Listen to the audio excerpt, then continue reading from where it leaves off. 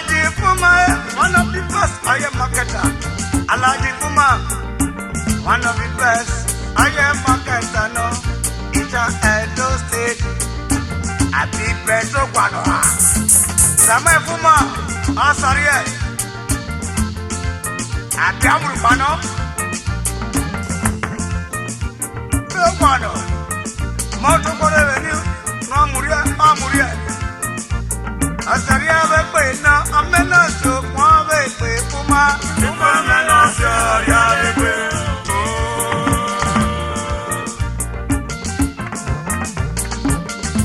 babu wa ko dinere oja pe obi undu mu no odari mi koteko ko dinye oja pe no obi undu mu no odari mi kaduna asenulu mega kono ko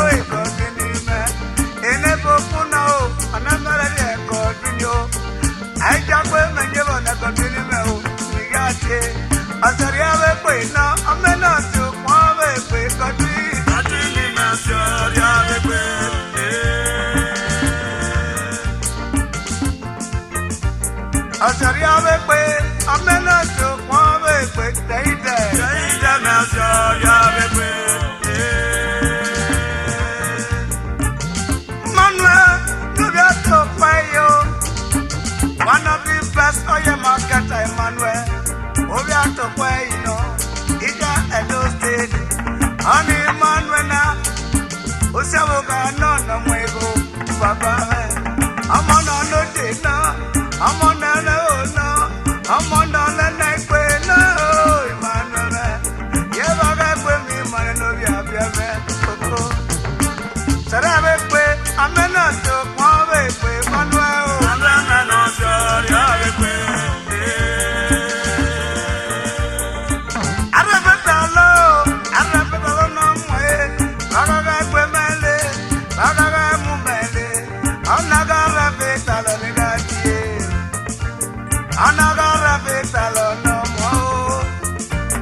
Asaria vepe na amena so kwa vepe repetalo Asaria vepe Eva jolly baba o Ya jakwe me o Ya nunge pa me o Asaria vepe alamena so kwa vepe jolly Eva jolly Asaria vepe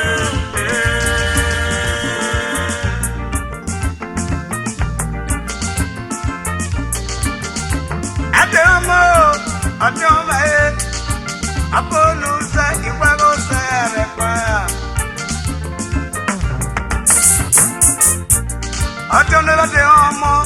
Adonela de homo Wasopo ukita maika bonobo Silvasta me Nari wewa kwao Yo wasopo ukita maika waka Agare me Nobiege mado Apolu Watole waka my God Amedu me no be borele Abonuza wata my God Amedu Esenulu me amedu Giwa pa na kwe Osale bulwaga osalio Baba me Era moina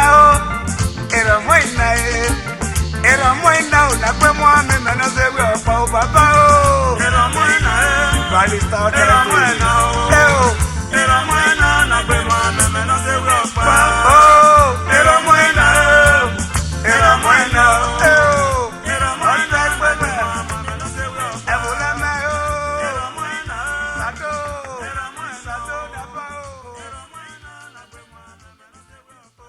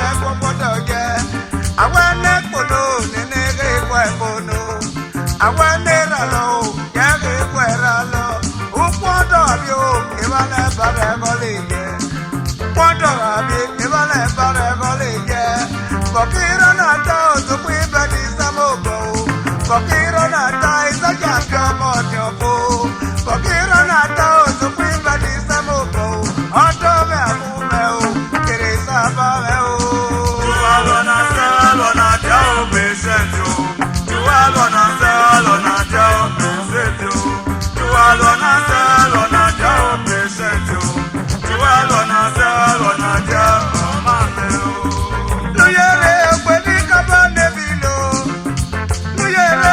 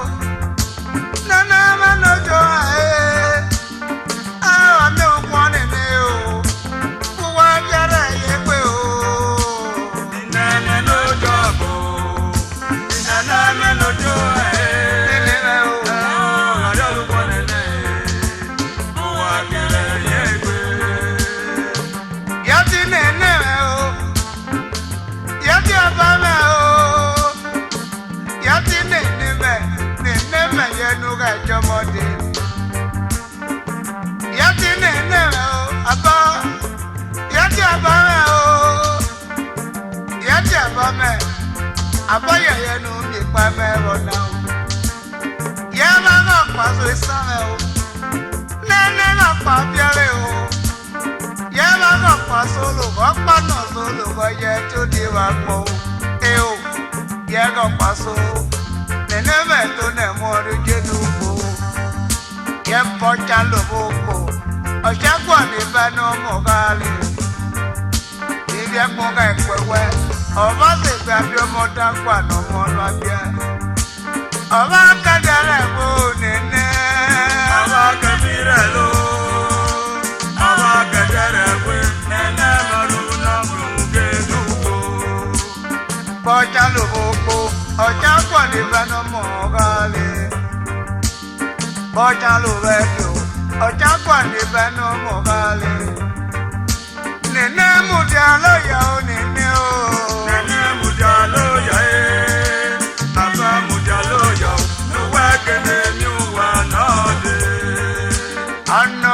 Say no more no kene kwekole moigo.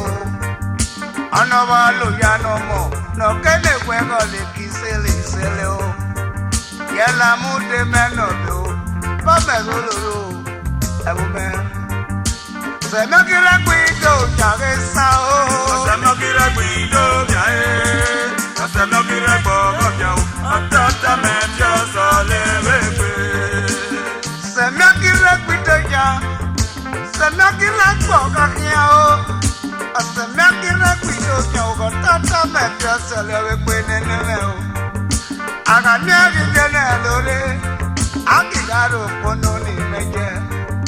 Agani agibike kepe itokare gota kore le bogisa o. Nene mudi aloya o nene me o. Nene mudi aloya e. Ayo mole o. Nene mudi aloya o. Nuwe kene miuwa no. Yeno mudi aloya ni roro kanje ga yeno arejime. Nene mudi aloya ni roro kanje no ajare jime nene. Nene ga kposo pe a. Apa ga kposo foe. Oni roro kanje we momo no ga jage ni rejo so ga bale. Oni roro kanje we momo apa o. Oni roro kanje we momo e. Oni roro kanje we momo. Wenu bere gime. Eva lleva que viene y toca de colega de Joria Bame. Hace no quiere cuyo gata o gapao. Hace no quiere cuyo gae. Hace no quiere bogayo. Otata mencia sole bebe. Pega patele papa do kwai me. Pega nu pega patele ni me de patani me. Epe na tete goga tibole ken. Oriana gagariele Baji malu na tegari panele de gaye. Opana moligo nu mega tigo donuwa. Opana moligo nu mega jolo poluwa. Papa doke como se copa va te.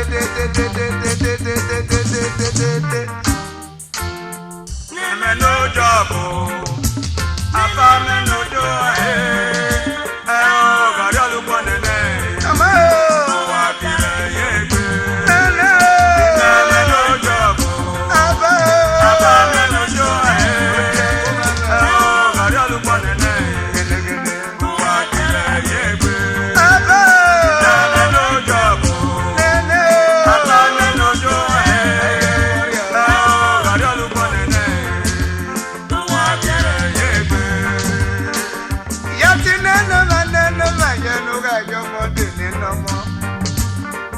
To japo mame, o japo mayano mi pa mero now. Yati akimya o, akimya mati second no.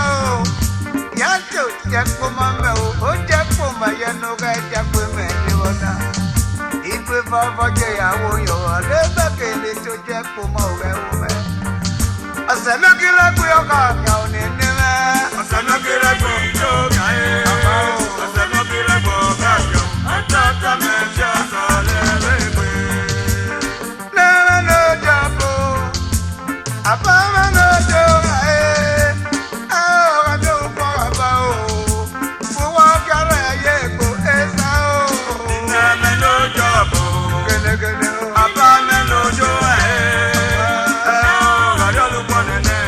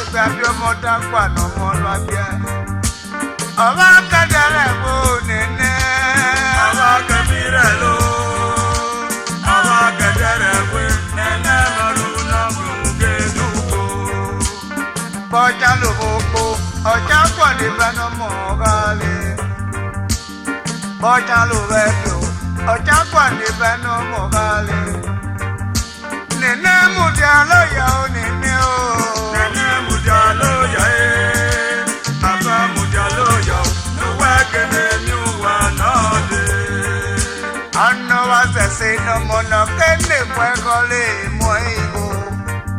Anavalu ya no mo. No kele kwekole kisele sele o. Yela mude menodo. Bame lolo. Ebume. Se me kira guido jare sao. Se me kira guido jare. Se me kira bobo jao. Atata me joso lewewe. Se me kira guido jare. Se me kira bobo jao. Se me kira guido jao. Atata me joso lewewe nene o. Aga me agidene lore. Agidaro kono ni meje. Ara meri bi keke pe itokare kota kore le bogisa o. Nene mudi aloya o nene me o. Nene mudi aloya e. Ayo mo me o. Nene mudi aloya o. Nuwe kene miuwa nade. Yeno mudi aloya ni roro kanje ga yeno are jime. Nene mudi aloya ni roro kanje no ajare jime nene. Nega poso pea, apaga poso fue. Oni varo kanje ve momo, no gacha que ni recha so gabane. Oni varo kanje ve momo apao. Oni varo kanje ve momo Oni varo kanje ve momo. Ita wenu vere kime. Eba lleva kine, ita kare kolega de joria bame. Asana kira kuyo ka kauga bao. Asana kira kuyo ka Asana kira boga jao. Atata mesha sole bebe. Pega badele papa do kwai me. Pega nu pega badele ne me de badani me. Ekwe na tete koga tibole ken. Oriana nga gariele koga polo na goyan. Baji malu na te garie panele de gaye. Opana moli go nu me gati go donuwa. Opana moli go nu me gati Papa doke como se cueva te Neme no jobo Apa me no do o gario lu ponene Ama wa kire yegbe Neme no jobo Apa me no do o gario lu ponene Wa kire yegbe